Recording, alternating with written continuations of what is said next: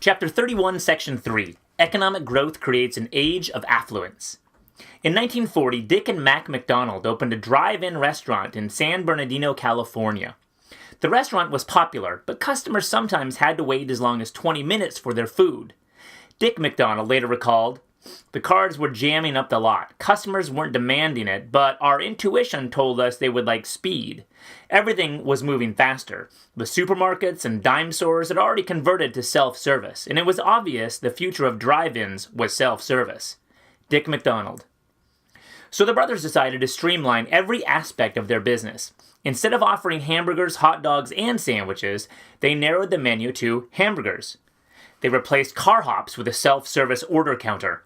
Instead of serving food on plates and glasses that needed washing, they used paper wrappers and cups. They had set up the kitchen to run like an assembly line. Their timing could not have been better. When they reopened their restaurant as McDonald's Famous Hamburgers in 1948, the country was entering one of the greatest economic booms in its history. By the end of the 1950s, middle-class families were enjoying a level of affluence beyond anything their Depression-era parents and grandparents could have imagined. Consumer demand spurs economic growth.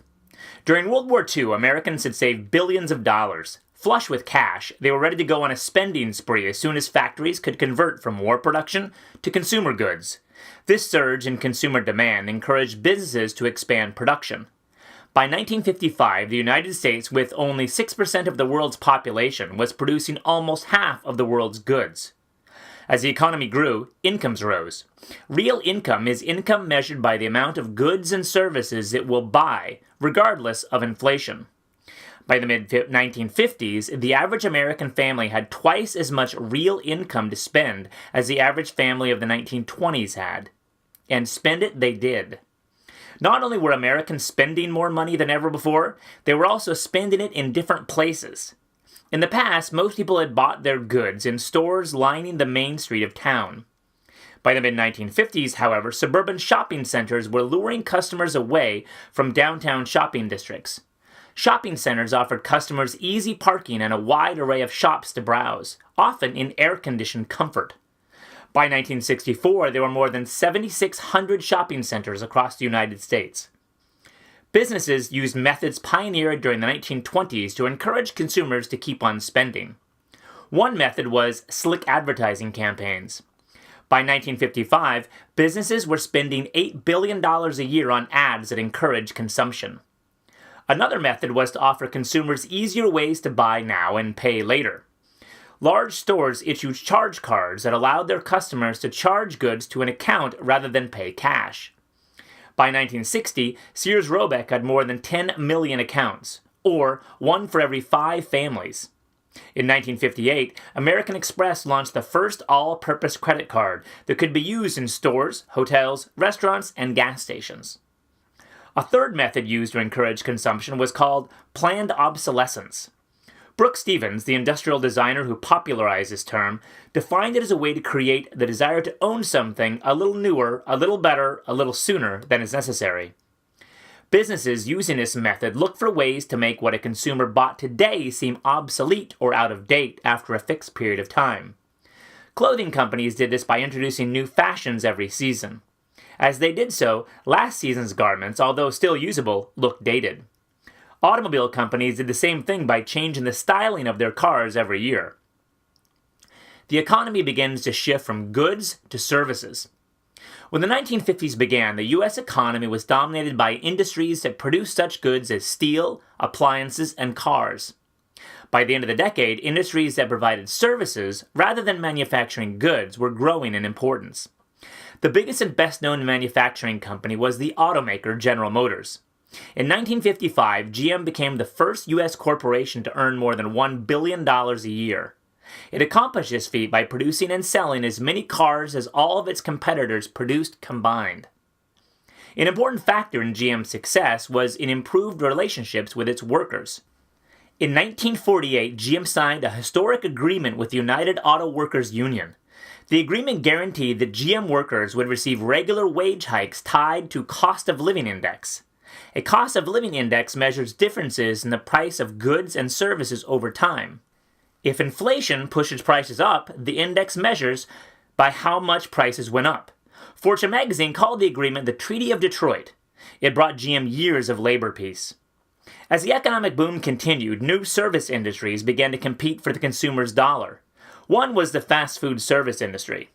In 1954, a go-getter named Ray Kroc visited McDonald's famous hamburgers in San Bernardino. He was amazed by what he saw. An hour before lunch, there was already a long line of customers waiting to be served. Kroc asked people in line what they liked about the restaurant. They replied that it was clean, fast, and cheap. In addition, the burgers tasted good, and it was not necessary to tip anyone. Kroc convinced the McDonald brothers to hire him as a franchising agent. A franchise is an agreement to operate a business that carries the company's name and sells its products. The next year, he opened his own franchise restaurant in Des Plaines, Illinois. Like the original, Kroc's McDonald's was wildly successful. It was especially attractive to families with young children who did not feel comfortable in more formal restaurants. Under Kroc's leadership, hundreds of McDonald's soon dotted the landscape. By 1963, the fast food chain had sold more than 1 billion hamburgers. Another new service industry, the motel chain, was inspired by a summer driving trip. In 1951, Kemmons Wilson, a home builder in Tennessee, took his family on a car trip to Washington, D.C. Day after day, he faced the problem of finding a decent place for his family to spend the night. Motels at that time were independent mom-and-pop operations. Some were clean, others were filthy. Some charged extra for children, others did not. The only way to find out was to go from one motel to the next. A frustrated Wilson turned to his wife and announced he was going into the motel business. She asked how many motels he planned to build. "Oh, about 400, he answered. "That ought to cover the country." His motels would be clean, affordable, easy to find, and family-friendly. "And if I never do anything else worth remembering in my life," he added, "children are going to stay free at my motels." Wilson returned home and built his first Holiday Inn. After franchising his chain, the number of Holiday Inns grew rapidly. Other chains, such as Best Western and Howard Johnson's, also began to expand. By the 1960s, the motel chain had become a fixture on America's highways. The workforce shifts from blue to white-collar jobs. As the economy grew and changed, the kinds of work people did also changed. When the 1950s began, blue-collar workers made up the largest part of the workforce. Blue-collar workers are people who work in factories or at skilled trades, such as plumbing or auto repair. Most are paid by the hour. The name comes from the durable blue shirts that manual workers often wore to work. By the end of the 1950s, the workforce looked different.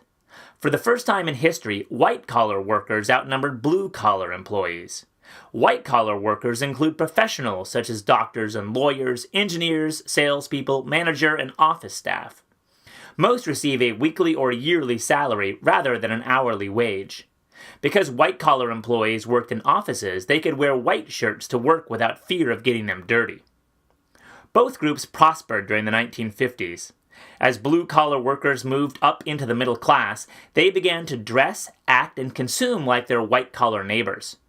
During the war, observed a sociologist in Detroit, you could sit on a streetcar and tell at a glance who were the blue-collar defense workers and who were the white-collars. Today, you just can't tell who's who.